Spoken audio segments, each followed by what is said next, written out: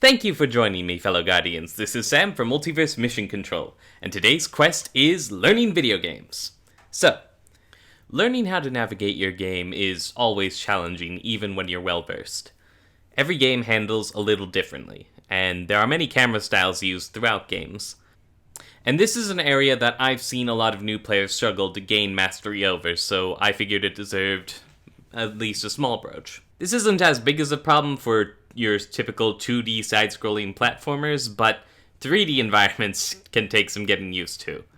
When you want to look around at something in real life, you either turn your head around or roll your eyes a bit. But until VR evolves, that's not really possible right now.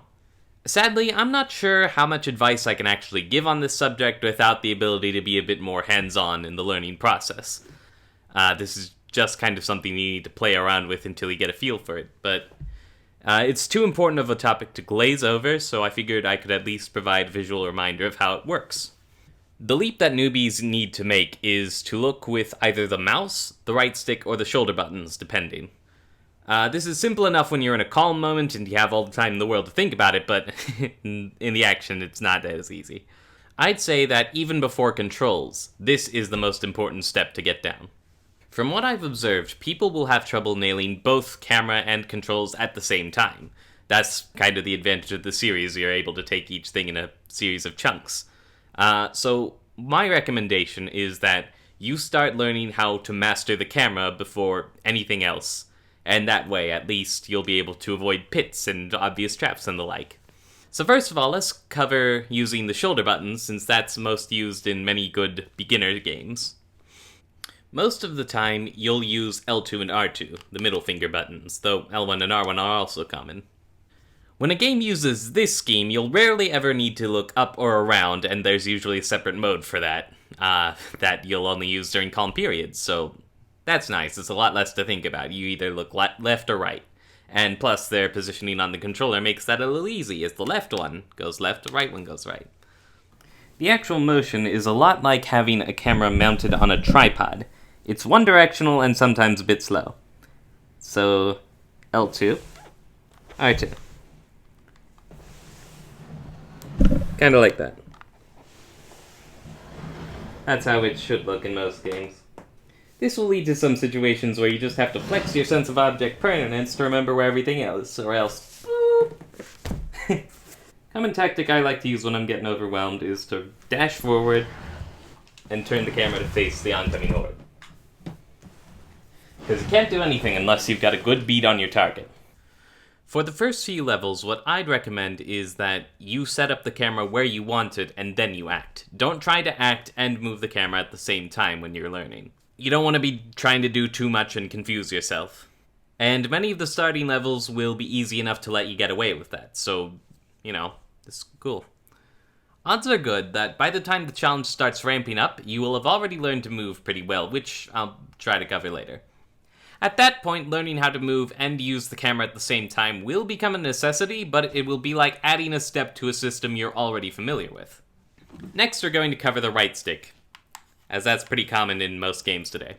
Now, even though you'll be holding the controller horizontally, you should be thinking of it vertically, specifically like this, because this is your head.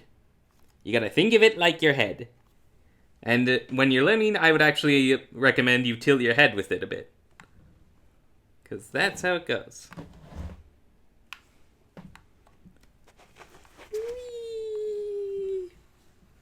I don't know.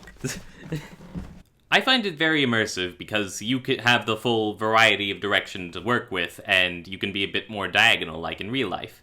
Even today, I'm always kind of moving my head around with the stick, even when I don't realize it, because it helps you stay immersed a lot.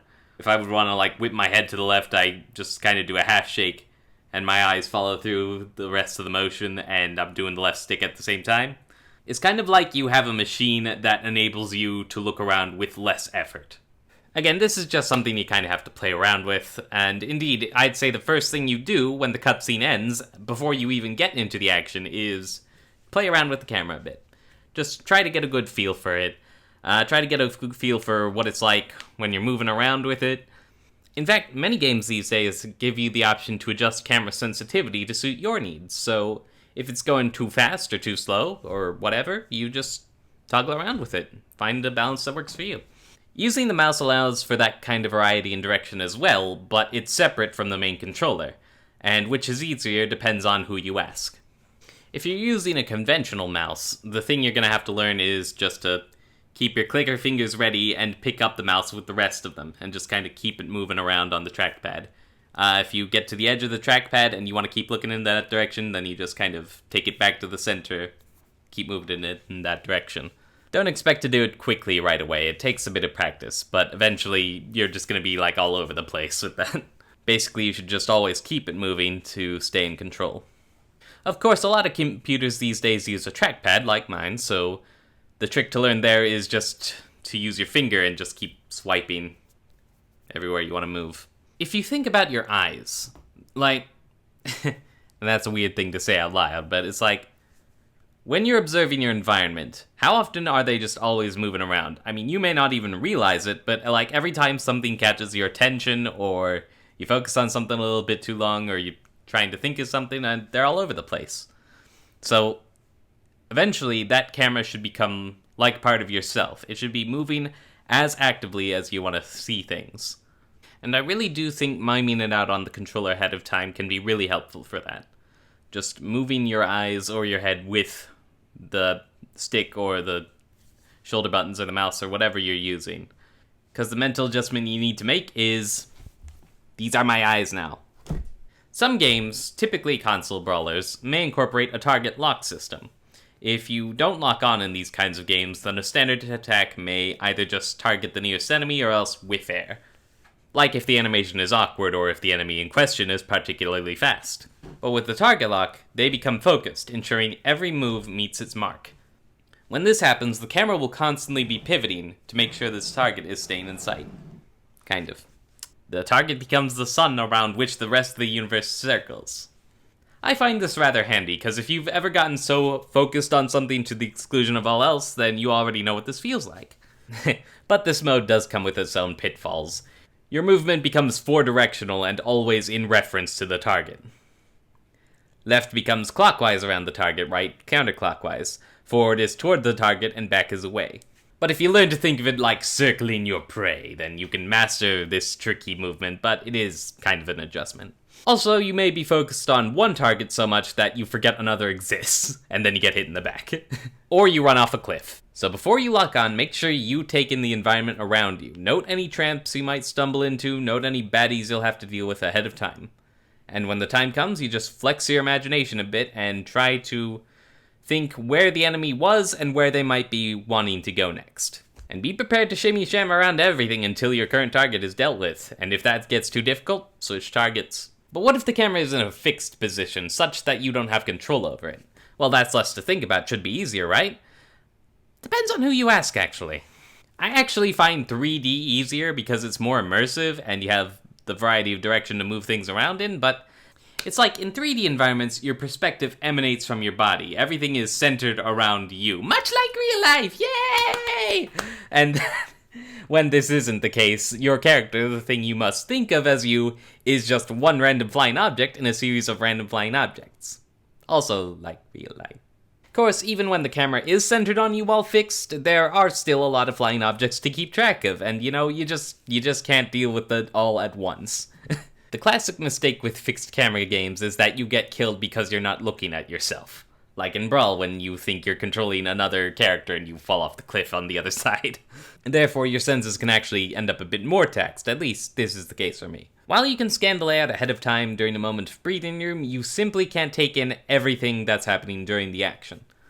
The trick you need to learn then is to keep your eyes on your avatar the whole time and to keep track of everything else through peripheral vision.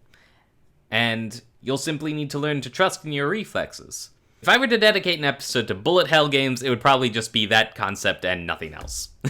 For cinematic games, the camera may shift from weird angle to weird angle as you go from room to room to highlight certain elements. In these cases, you either have to hold the direction you were holding before you came in, or shift it between shots. It's like an actor taking stage directions from a very capricious director. Some of these kinds of games may have action happen in conjunction with cinematic angles, but that tends to be more common with horror games like Resident Evil and Fatal Frame, because the janky nature of the camera and the clumsy controls adds to the terror. Some people think they can only trust themselves to do the crazy things while they're moving the camera once they become good at the game, but it's actually the other way around. You trust in yourself first, and then you get good. And I'm not gonna lie, you will die. A lot. But one day, you just die less. And the change will be so gradual, you'll barely be aware that it even happened at all. It's just like, one day you're fighting dragons. What? That's video games in a nutshell, after all. Well, that's the advice I've got. Again, this is so difficult to convey without being more hands-on, but I also didn't want to just breeze over this part because it really is important. Much like learning controls, this is just practice, coordination, and determination. But mastering this is the key to getting immersed in the game. The key to crossing that threshold between the character as an awkward tool to an extension of yourself. I'm pretty sure this weird mental jump is what allows the lucid dreams many players have to even be possible. And speaking of lucid dreams, dream is probably the best way I can describe what it's like to control a character. The action, the pace, the goal, and more can change so drastically from scene to scene, especially if the game incorporates elements that are intended to be mind-bending. When you're having a good dream, everything is more fluid, right? It's more suggestion than anything. The action, the environment, and even your own body can change in the blink of an eye with some random whim or slight synaptic action.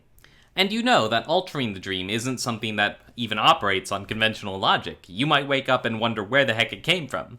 You just do things, based on some primal intuition or childlike impetus, and they either work or they don't, and then you just keep doing things. You wake up and none of it made any sense, but you remember that you were happy. And that's what's important. The worst thing you can do when learning controls is to overthink it, so just keep throwing yourself at it, and like a dream, you'll find your own little weird mental shortcut, and then it'll just click. Mastering different perspectives will allow you not only to excel at games, but life in general as well.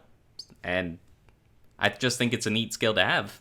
Okay, we're almost done with the first section I had planned. I'm gonna do one more episode regarding the rough mechanical stuff, focused on button inputs, and then we're gonna get into all kinds of things. I'm talking psychology, communication, and genre-specific tropes. So, looking forward to it. So thank you all for tuning in. Subscribe if you want to see more content like this, and remember, you all have the potential to get good. Peace out!